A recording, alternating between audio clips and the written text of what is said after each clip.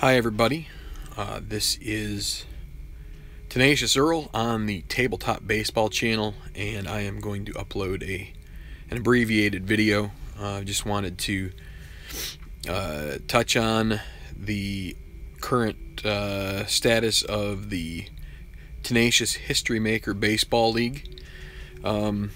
First off, just to do a bit of an explanation here as I move this back a little bit. Just as an explanation, I've really decided that I really need to try and put the nose to the grindstone. I've kind of noticed that the views on the game videos are a little less as of late. Not that that's an indication of anything.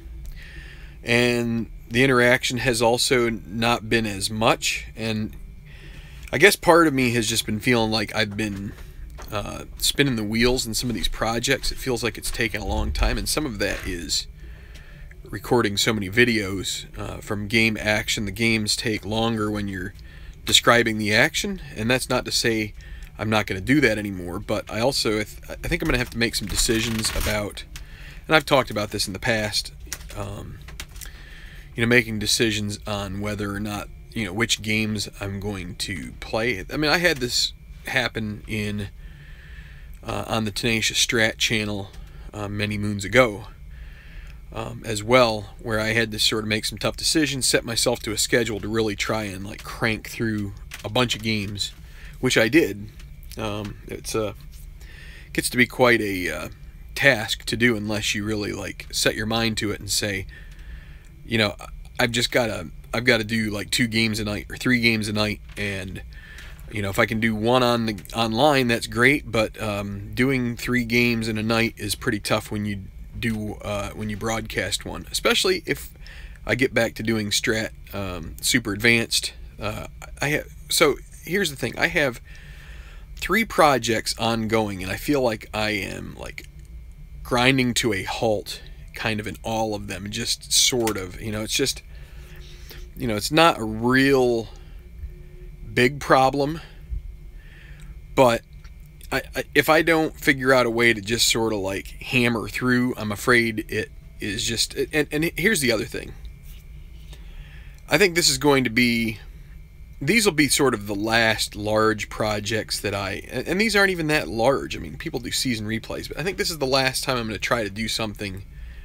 I'm going to do projects that I'm going to take to the channel. I'm going to keep doing these projects on the channel, and I'll do updates and stuff, and I'll do games.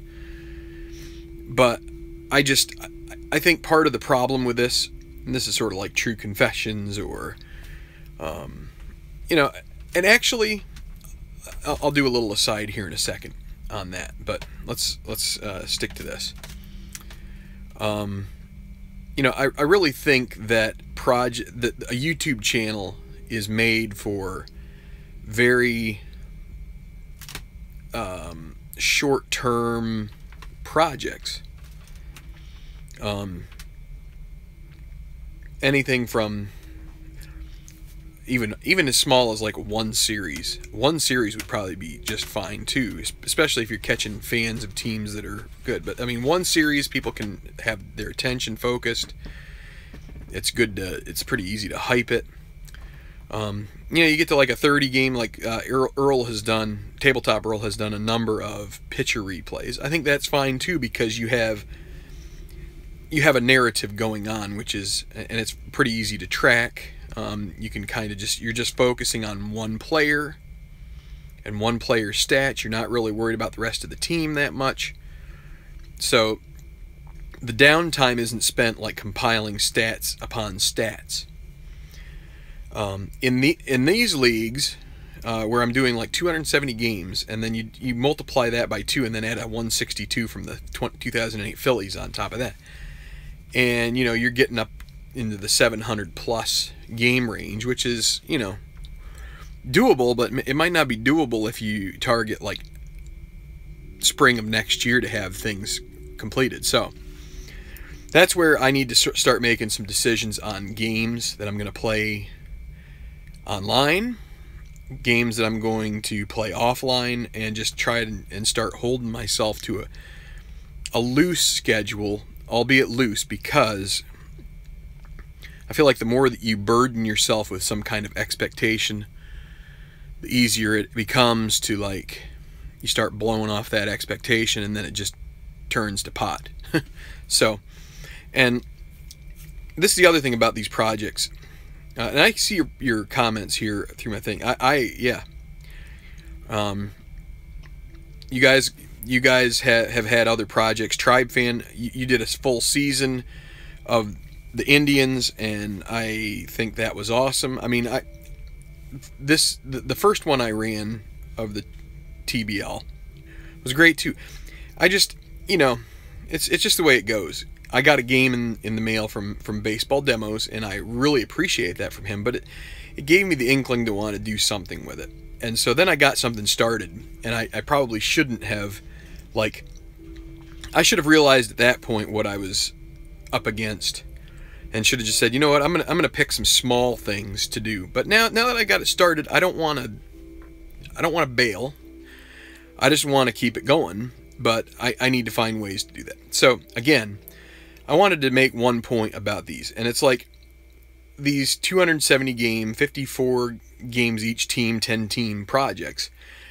I think what ends up happening is that it's very difficult to give proper perspective when you're just coming on there with a game and saying, this is going to be Houston and the Yankees. I mean, not, you might see the records, but it really doesn't mean much to you. I mean, it means something to me, but, and even then, there are times when I feel like I play these games and they don't really, the gravity of what it's about. It's just another game. And I mean, I guess that's probably what Major League Baseball players feel about games as well. Maybe that's why some of them are more successful than others, because they can dial in, when the going gets a little bit, ploddy, or whatever you want to call it. You sort of trudging along through the doldrums of the season. But I guess what I'm saying is that I need to figure out ways to make this project not only just playing what can be viewed at times as like a one-off game, but also be able to provide the perspective for that. We got to the playoffs in this last year, and I thought that was pretty good. We got down the stretch run. Always had something planned for it. It's like these early stretch.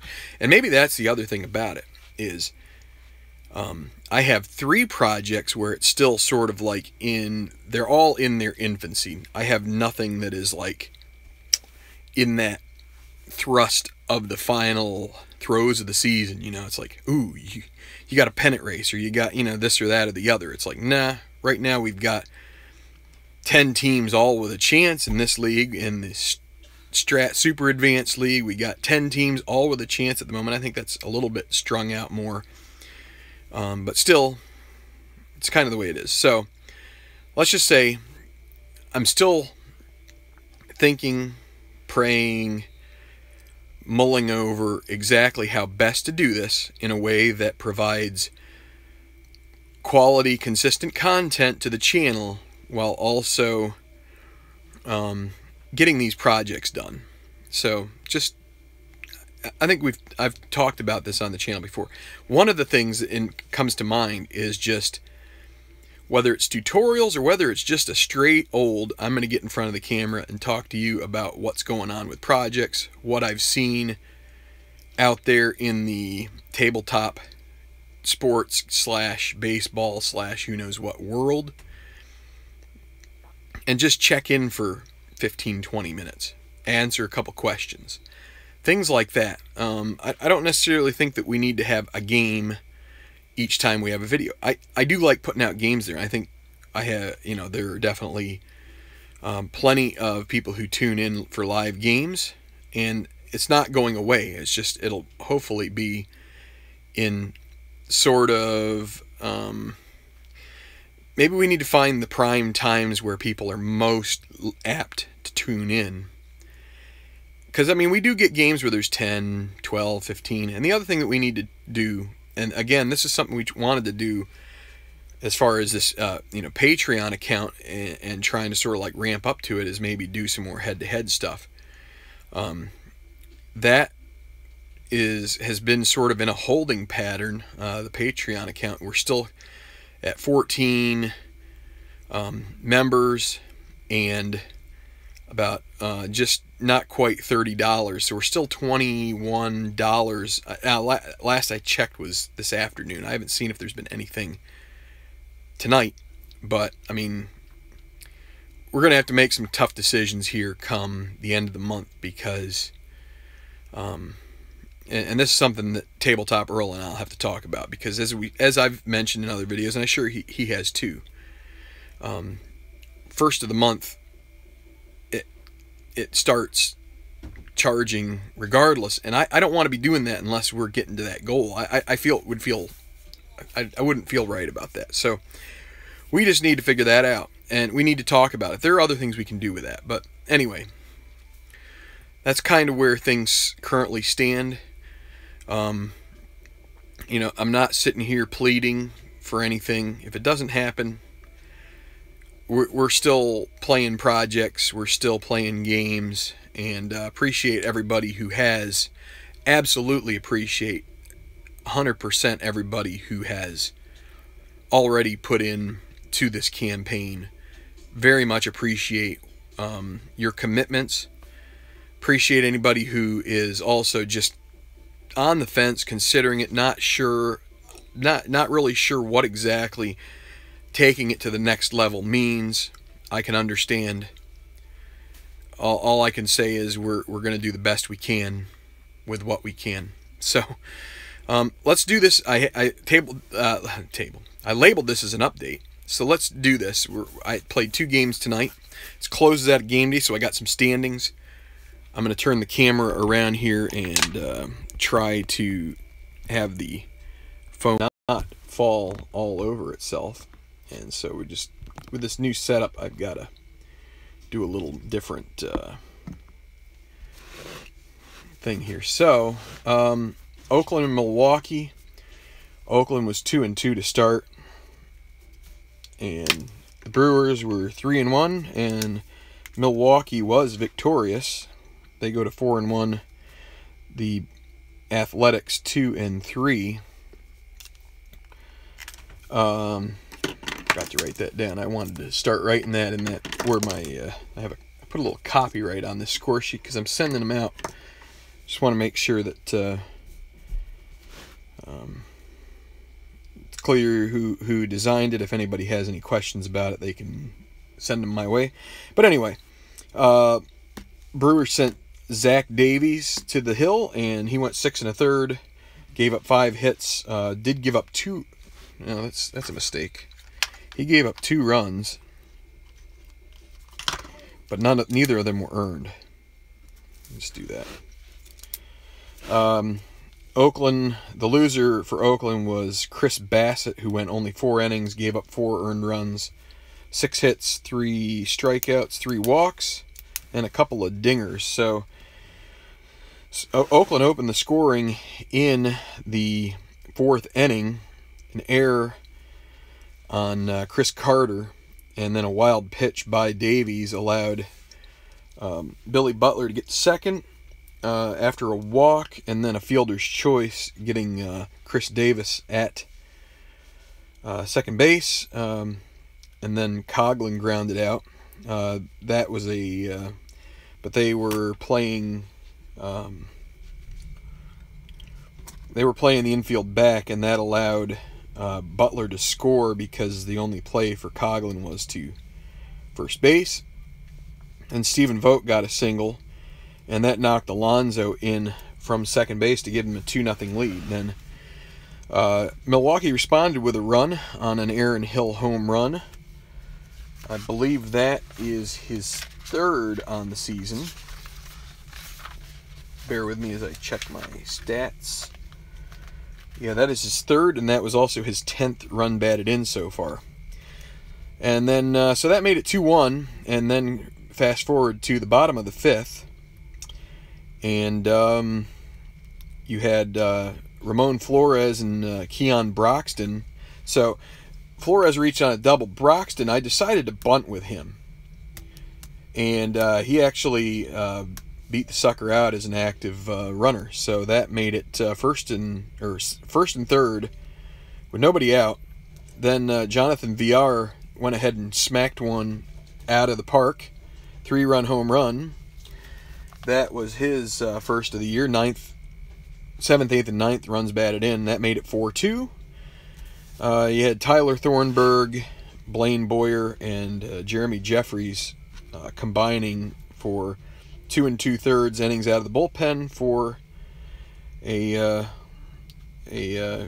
complete victory from them. So, not a complete game victory, just a complete victory. So, yeah, your star for the game was VR. Only 1 for 4, but he gets 3 runs batted in on the big home run, and that was the game winner. So then we had the Angels and the Yankees, and the Yankees took Game 2 of the series, going to 4-1 and remaining tied for the lead. They won 3-2. It was a very tight game. Yankees opened the scoring. I did a little different way of scoring here this time, so bear with me. I'll just try to explain it briefly. The dots are... I just put the dots down here. That's a single and a single. This is a home run from Carlos Beltran, solo home run to lead off the second inning. That gave him a 1-0 lead. The Angels responded in the 4th as C.J. Cron doubled, and then after a Calhoun walk, Simmons drove him in with a single, and that made it 1-1. The Yankees immediately fired back with Beltran leading it off again, with this time with a walk. Then Teixeira moved him to third on the single. And then Alex Rodriguez with the back-to-back singles with Teixeira knocked in Beltran to put them back in the lead. Then after a strikeout of McKeon and a pop-up by Headley, you had Jacoby Ellsbury with 2 outs driving in Teixeira with a single, and that was 3-1.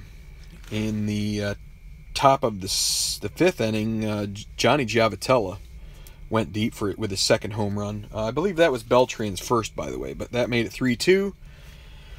But after that, no more. They had a lot of men left on base. 10 left on base. Luis Severino gets the victory. Goes 5 innings, 2 earned runs, 9 hits, 6 strikeouts, 2 walks. And Shreve, Yates, and Miller patched it together there in the bullpen. Held that 1-run lead. Miller getting the save. The loss goes to Nick Tropiano. 6 innings, 3 earned runs, 6 hits. So, again, Beltran with the home run, and Ellsbury ultimately with the game-winning RBI on that hit. So, where does that leave us? Okay, so we've got some standings. And this is based on the tiebreaker at the moment that I'm using is run differential. I have to look back and see. I think what I did use was head-to-head in the previous season, so I might still do that, but at least at the moment I feel like that's a good way to stack things up. So the Brewers 4-1, Yankees 4-1, White Sox 4-1. I didn't calculate those. I just wanted to save some time at this point. I will do that for after the series, which will conclude with Game 3 of each of those. Then you got the Blue Jays and the Royals both at 3-2. The Brewers have won 4 in a row, so they lost their first one, which means that Game 6 is going to be their opening day starter, Willie Peralta, who had the issue. But anyway, then you've got the Athletics, the Twins, and the Phillies at 3-2. All of those are on losing streaks, as are, it's funny, all the top teams have won, or, they won, and then all the ones down below have lost most recently. Angels at 1-4, Astros winless thus far in the early season, and we have some just some August 10th games and projected starters. Houston will be at Toronto to close out that series. Keuchel will go up against Stroman. Keuchel 0-1. Of course, his team is 0-5, so No victories for any of their pitchers. Stroman 0-0, no decisions. Minnesota and the White Sox, it'll be Santana versus Sale. Both guys off to perfect starts. Kansas City, Philadelphia. This is going to be sort of a... I was looking back. Ventura never got to throw a pitch in that doubleheader. But he had warmed up. So that was why I held him out. So he will pitch Game 3 of this series. Velasquez, he did pitch to 2 batters, but I believe he will be okay following it up and pitching this game here. So we're just going to do it and say, if that's a problem, that's a problem. You got Oakland and Milwaukee finishing out their series. It'll be Hill and Peralta. As I said before, Peralta, their only loss so far was when he started. And then the Angels will try and take the series in New York. New York having Tanaka, who just about had a no-hitter the last time he was out. 1-0 with a 1.08 ERA. Santiago 0-1. A lot of good stat lines for the most part. There's a couple there that are a little crooked, but not too much. So, all right, let me turn this back around. So, the other thing that I'll probably do is try to do a stat compilation. I am doing, just to show you, you know, I have, let's just do this real quick. These are not updated, but as you can see here, I've been doing some very crude hand statistics here. I didn't calculate the averages from the Angels, but as you can see, this is what I've been up to. You can see a lot of erasures and a lot of pencil marks. So I'm kind of doing this old school, if you will. So yeah, it's adding a slight amount of time. I can actually do that in about that level of stats. I can do that in maybe 10 minutes. So that's just a little bit of extra time. So, and I don't have to do it sitting at the computer either, which is good because it's kind of tough. The other thing I've done is I've updated the schedule for this league to try to incorporate some off days, kind of like I did before. When I started the Tenacious History Maker Baseball League, my inclination was to not be sure whether or not it was going to be something I would continue. Hold on just a second. What are you slamming? It's not work. It's not work. I can't do it. It's not going to work when you're slamming it. Well, it's going to make it so it has to work. Yeah, that's going to happen, right? Yeah, things work when you ruin them. Yep. So, in any regard, back to what I was saying, I wasn't sure if this was gonna be a project that was gonna stick around or not. So, I used Stratomatic PC to come up with the schedule, but I never really converted it over to an Excel table where I could sort of shift around some games and do some things in order to make it work. So that's what I've done. Now, again, I've got to be able to manage. I have 3 projects here that are all in relatively infant stages, infant heading to, maybe elementary school years.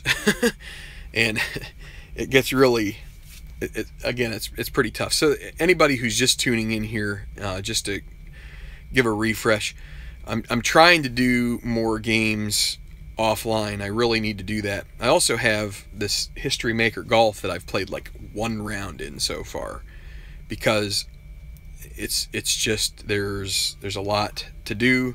There's a lot going on. I'm at a professional conference next week, all week, so there's no time there. So, I'm just asking for patience as I sort out how best to provide game action, progress to my own interests and interactivity with you guys, because that's, you know, what's the point of doing a YouTube channel if you're just sort of like talking and doing play-by-play that is, you know, doesn't really have much perspective, if you know what I mean. I understand it's not work, but it's easy to feel like it's easy to what I want to say. It's easy to turn it into that a bit, only in that we, you know, we're Earl and I, Tabletop Earl and I are in this together, and I want to pull my weight. I'm not the type of person that wants to, you know, do a half you know what job on it. These aren't TPS reports. Yep. Well, we'll just work it out. I may actually sign off here and try to play a little bit of golf. We'll see. I don't know. But I have other games to play here too with History Maker, and I wouldn't mind actually getting a crack in on this next game day, especially. But anyway, thanks everybody for your support. Again, the Patreon thing, no pressure. Whatever happens, happens. I'm leaving it in God's hands. If there's gonna be a way made, there'll be a way made. If not, that's cool too. We're all buds here. We're trying to play some games and have some fun, and not make it too stressful for anybody. So definitely wouldn't want to throw that at people. So anyway, thanks for watching.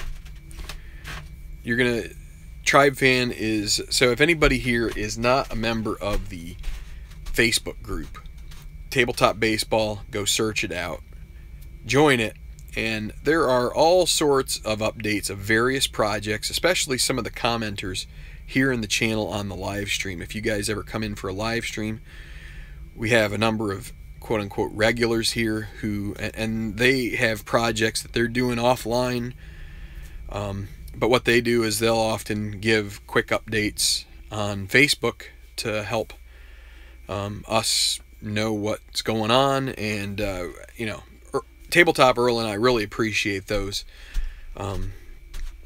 Even if I don't hit like to every project, I apologize if I don't. Some days it's easier than others, but I really do like the fact that we have a community here that works together. We work together. We also have to kind of work separately because these are our own personal projects, but we're all moving towards the same goal, which is trying to both entertain ourselves. I mean, I'm hoping that through this channel we're trying to expand the playing population of these various games. So alright, well, I've almost gone on a half an hour here. I can talk, as many of you will attest to in the comments. I can go on for a while, but so through August 9th, this is 5 game days. We've got the Brewers, Yankees, and White Sox in good shape. That can change on a dime, and we will keep you guys informed as we move on. Thanks for the 2 of you who have liked the video so far. Anybody else who has appreciated whatever has gone on here in this video, if you wouldn't mind liking, that would be awesome. Subscribe to the channel for regular updates. Again, live games are not going away, just trying to figure out how best to have these projects be completed projects. So we're going to walk this along and get it done, and we'll do it together as a family. So for Tabletop Earl, this is Tenacious Earl signing off from the Tabletop Baseball channel. Till next time, keep playing your games and having fun, and make some history, and enjoy your tabletop experience. Thanks a lot.